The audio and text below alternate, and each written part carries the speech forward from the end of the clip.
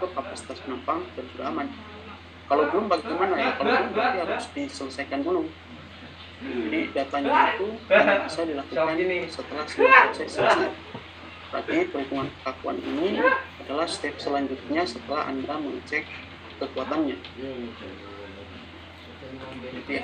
Nah, sekarang bagaimana bagi kelompok yang saatnya sampai dengan hari ini belum selesai? Itu berarti risiko Anda sendiri. Karena sudah sering-sering kan harusnya progres itu sampai dengan UTS minimal saatnya selesai.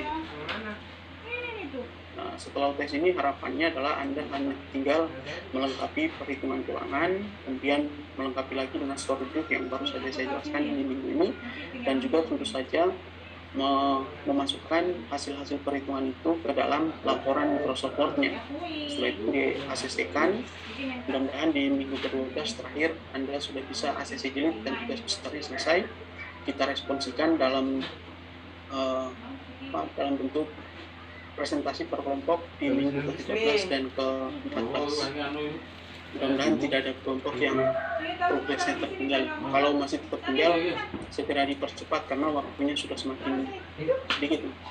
Minggu ke-12 itu artinya dari sekarang masih 3 minggu lagi. Nah, 3 minggu itu bukan waktu dan tidak terasa. Oke. Nah, saya teruskan melihat respon kesimpangan ya. Jadi caranya berarti sudah kita selesaikan saatnya, kemudian ini posisinya tentu harus sudah di-running. Posisinya harus sudah, kalau belum ya di-running. Nah, cara mencari simpangan itu kita lihat per lantai, simpangannya per lantai. Ini 0, 1, 2 sampai seterusnya di atas. Nah, layar yang kita mau cek, layarnya kita posisikan pada koordinat XY. Bukan nanti yang nampak pada saat adalah kolom dan kolomnya. Kemudian seperti biasa ya, di layar kanan itu adalah posisinya. Nah, nanti Anda naik turunkan saja menyesuaikan lantai mana yang ingin Anda lihat nilai simpangannya. Nah, sebagai siap-siap sih Pak, hidungnya nambah lebar. Sebagai tambahan informasi bahwa seperti penjelasan saya hari Selasa kemarin ya, deformasi di lantai 0 ini atau di lantai dasar pada posisi perletakan itu nilainya 0 karena tumpuan jepit tidak terjadi translasi tumpuan, berarti deformasinya juga 0, sehingga data di perhitungan story briefnya pada lantai 0 itu nggak usah diisi, pokoknya 0 semua dan pasti aman, nggak usah dicek dulu, pasti aman lantai 0. Yang mau kita cari adalah lantai 1 ke atas. Silakan Anda sesuaikan dengan tinggi lantai gedung yang Anda rancang atau gedung besar. Maka di subnya kita mulai dari lantai 1, kita naikkan ke lantai 1, elevasi 4 meter kalau di gedung saya ini. Nah, caranya perhatikan, ini langkahnya sama ya, nanti diulang-ulang saja per lantai. Pertama kita blok dulu seluruh lantai seluruh elemen struktur yang ada di lantai yang kita tinjau. Jadi di blok saja keseluruhan. Kemudian seperti biasa untuk mengeluarkan output respon struktur, maka kita klik display, kemudian show tables. Nah, kemudian sebelum itu gini, di sub itu kan sumbunya X, Y, Z ya, 3 dimensi. Nah, tapi kadangkala pada sub itu sumbu tersebut bukan dalam X, Y, Z. Nah, biasa dituliskan juga atau outputnya itu dalam angka. X itu adalah sumbu 1, Y itu adalah sumbu 2, dan Z itu sumbu 3. Nah, itu informasinya. Maka nanti kalau keluar respon U1, U2, dan U3, U1 itu berarti deformasi X, U2 berarti deformasi Y, dan U3 adalah deformasi Z. Nah, kalau Anda mau mencari nilai lendutan, maka yang dilihat adalah U3-nya, ya, lendutan U3 arah Z, deformasi ke bawah, vertikal. Sedangkan deformasi lateral yang dilihat adalah U1 sebagai deformasi arah X dan U2 sebagai deformasi arah Y. Jadi itu ingat-ingat 1X, 2Y, 3Z. Oke, kita lanjutkan display, show tables. Kemudian pastikan sebelum itu respon struktur yang kita ambil adalah pada join output dan kita klik yang displacement.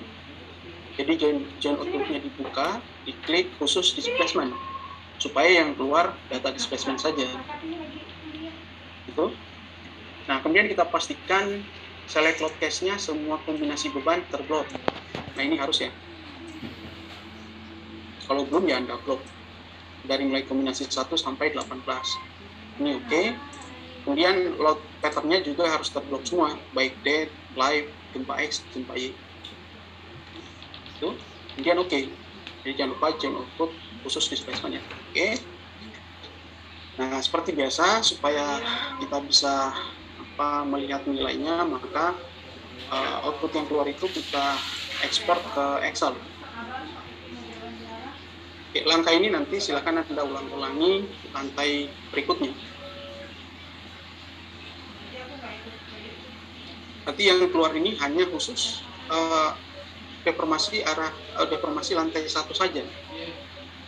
Ya, sebagai isian nanti di lantai 1. Oke, kurang lebih hasil Excel-nya seperti ini.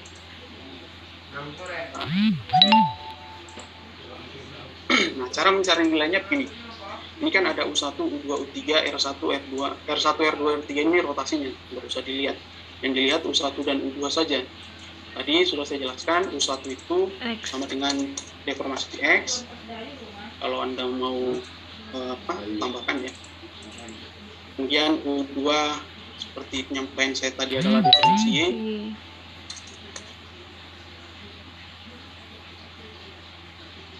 Dan U3 adalah deformasi Z. Yang demikian yang kita ambil hanya U1 dan U2.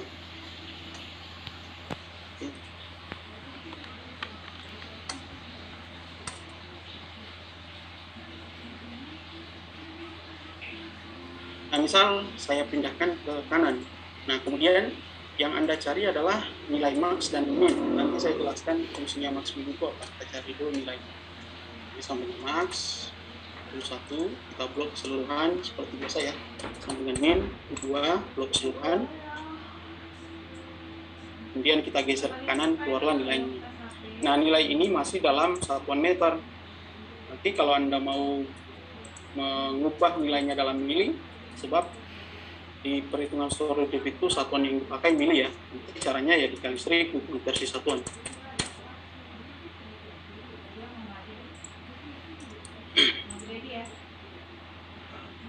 Nah, sekarang ini dilihat, tadi saya sampaikan yang kita cari nilainya adalah max dan min. Max dan min itu berarti kalau max adalah nilai positif terbesar dan min tentu adalah nilai negatif yang terbesar.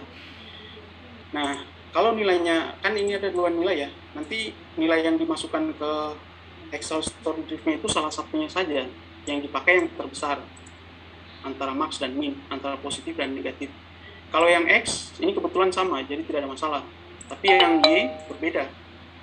Nah, kenapa bisa sama dan berbeda? Kemungkinan deformasi arah X ini sama karena bentuk dan struktur yang saya buat itu pada arah X-nya seragam. Sedangkan pada arah Y-nya sedikit berbeda.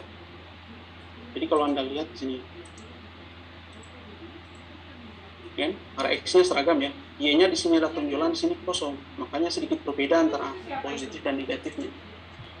Kemudian positif dan negatif di situ artinya kalau positif itu berarti deformasi arah X yang ke kanan. Sedangkan yang min, yang negatif adalah deformasi arah X tapi ke kiri. Jadi yang positif ke kanan, yang negatif ke kiri. Yang kita ambil yang terbesar, entah dia ke kanan atau ke kiri. Kan deformasi struktur itu tidak satu arah, tapi dua arah ya. Misal X itu goyangannya ke kanan atau ke kiri, sebab arah gempanya sudah kita simulasikan di kombinasi itu dari posisi segala arah. Jadi bisa jadi goyangan terbesar itu ke kanan atau ke kiri, nanti lihat saja yang terbesar positif apa negatifnya. Demikian juga Y tadi, kalau dia positif berarti goyangannya ke arah depan sini. Kalau negatif berarti goyangannya ke belakang sana. Jadi silakan dipilih yang terbesar antara nilai positif dan negatifnya. Itulah nilai yang dimasukkan ke Excel story div. Nah, ini kebetulan X-nya sama ya, berarti 8,53. Y-nya yang kita ambil yang ini, yang positif karena dia sedikit lebih besar, 7,52 mili. Nah, bagaimana kalau yang besar negatif? Misal yang besar 7,6. Ini cara ngisinya gimana? Yang ngisinya berarti yang diambil 7,6, tapi di story div-nya negatifnya jangan ditulis. Karena kalau Anda tulis negatif, hasilnya akan salah. Nah, harus Anda pahami bahwa nilai positif dan negatif nisab itu dia menandakan arah pada deformasi ya. Positif ke kanan, negatif ke kiri. Positif ke depan, negatif ke belakang. Sama halnya kalau Anda melihat lendutan. Lendutan itu mestinya yang diambil yang negatif, karena lendutan ke bawah. Jangan yang positif. Kalau positif kan berarti deformasinya ke atas. Paham ya? Oke. Nilainya saya pindahkan. Yang X pada lantai 1 8,53, yang Y 7,52. Oke, saya masukkan ke sini. Misal saya hapuskan. Jadi tadi ini 8,53, yang X ya, yang Y 7,52. Ulangi lagi cara yang sama untuk melihat lantai 2, 3, dan seterusnya. Ya, saya contohkan satu lantai lagi. Setelah itu Anda lanjutkan sendiri. Karena caranya sama. Satu lagi ya.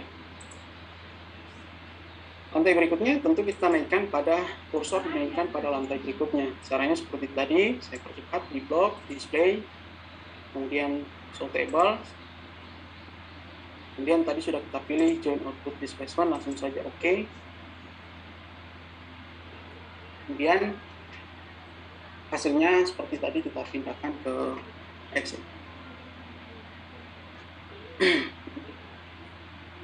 Ini kita lihat.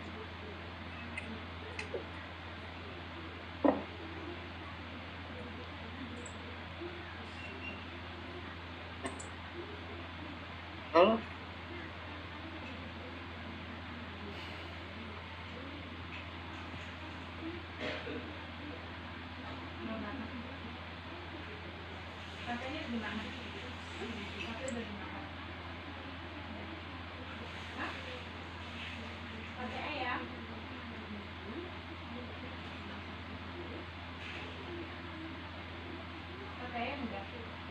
Ya, seperti tadi ya, yang dilihat hanya U1 dan U2. Ini sama dengan max dan min. Pokoknya selalu dicek dua-duanya, positif dan negatif. Udah yang diambil yang terbesar. Nggak mau.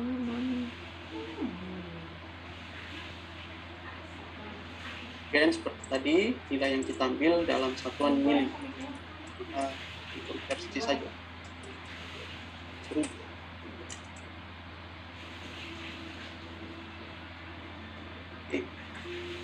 Ini juga sama. Lantai 2-nya pada arah X, deformasi ke kanan dan ke kiri sama. Jadi kita ambil saja ya, sama saja 17,93. Kan U2-nya ini ternyata yang terbesar juga masih yang positif. Jadi 16,1 ya, 16,1. Jadi saya ulangi, di bagian ini tuh Anda pilih yang terbesar. Kalau yang terbesar negatif, yang diisi angkanya saja, negatifnya jangan diikutkan. 16,93 dan 16,1. Maksud saya itu kalau dipindahkan di sini, jangan diisi min 16,1. Ya, hasilnya salah. Hasilnya akan salah. Cepat ditulis positif ya. Nah, setelah dicek semuanya, akhirnya ketemulah seluruh nilai simpangan per lantai. Dan kebetulan di sini aman semua ya, jadi tidak ada masalah untuk struktur yang saya contohkan itu. Ya sudah, caranya seperti itu saja. Penjelasan yang lain sudah saya sampaikan kemarin. Oke, ada pertanyaan sebelum saya jelaskan untuk tugasnya? Saya rasa gampang ya. Untuk story drive itu relatif mudah dan cepat saja dia. Syaratnya tentu syaratnya selesai dulu. Kalau belum selesai tidak bisa. Oke, tidak ada pertanyaan. Nah, untuk tugas, jadi silakan Anda kerjakan Excel story drive ini menggunakan tugas besar masing-masing, dan tugasnya adalah tugas kelompok. Ya, tugasnya tugas kelompok. Nah, silakan nanti yang mengerjakan di kelompok itu siapa? Yang dikumpulkan yang mengumpulkan salah satunya saja, jangan mengirim semua. Jadi yang mengumpul itu hanya perwakilan kelompok. Kemudian tugasnya dikumpulkan hanya Excel-nya saja, SAP-nya tidak usah. Ya, saya ulangi, yang di-upload nanti di link Google Form adalah cukup Excel perhitungan story drive-nya saja, tidak perlu mengirim SAP-nya. Tapi tentu saja nilainya berdasarkan output sub ya. Itu ketahuan kalau uang kamu settingan. Perwakilan per kelompok. Nah, kemudian file Excel-nya jangan lupa diberi nama. Kelompok berapa gitu. Nama file Excel-nya ya. Nah, kemudian di dalam Excel ini jangan lupa diberi keterangan. Misal kelompok berapa gitu. Kelompok 1E, kelas E ya. Kemudian di bawahnya lengkapi dengan NIM dan nama anggota kelompoknya. NIM-nya berapa, namanya siapa. Tambahkan saja masalah supaya ketika saya koreksi, saya buka Excel-nya, saya menemukan data ini.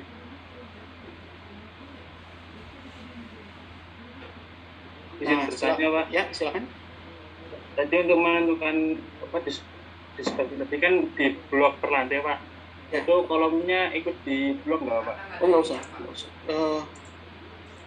Kolomnya nggak usah di blok, karena kan sebenarnya titik yang mau kita lihat itu ini, titik-titik ini. Pegang nggak? Kan displacement itu ya displacement join ya, join itu berarti titik. Nah, yang mau kita lihat itu di titik-titik Ini ini, nggak ada Pak kayak gini Pak. titik-titik ini Bukan. itu nilai simpangan terbesarnya berapa. Jakarta nggak ada kayak Jadi gini. sebenarnya kalau Anda klik ini, itu sama saja Anda juga ikut mengklik Nggak ada. ujung kolomnya. Jakarta udah punya. Tahu? Ini, Jakarta udah punya. yang kliknya cukup ini doang. Gitu? Nggak ada. Baik, Pak. Terima kasih. Ya. Nggak pernah dapat. Untuk ketentuan tugas, paham ya? Mudah-mudahan nanti Anda jangan salah mengirimkan. Ayo. Nah, kemudian karena tugasnya saya anggap cukup mudah, silakan dikerjakan. Waktunya saya batasi sampai jam 13.00 waktu Indonesia Barat. Ini Pak. Jadi sekarang ada spend waktu jam lebih, saya rasa itu sudah cukup. Nah, ini resikonya bagi kelompok yang subnya belum selesai ya, apa boleh buat. Cara mau mengerjakan saya juga nggak tahu itu mau bagaimana.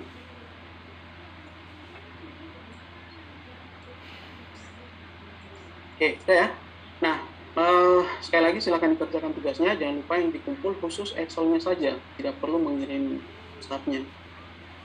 Oke, sekian untuk pertemuan kali ini. Kalau nanti ada kendala dalam pengerjaan tugas, karena ini sekaligus pengecekan tugas besarmu, silakan Anda tanyakan japri ke saya. Nah, asalkan Anda melakukan langkah yang persis sama dengan saya lakukan tadi, harusnya tidak ada kendala. Apalagi kalau subnya sudah benar. Itu sepertinya simpangannya juga harusnya benar. Dan mestinya aman ya.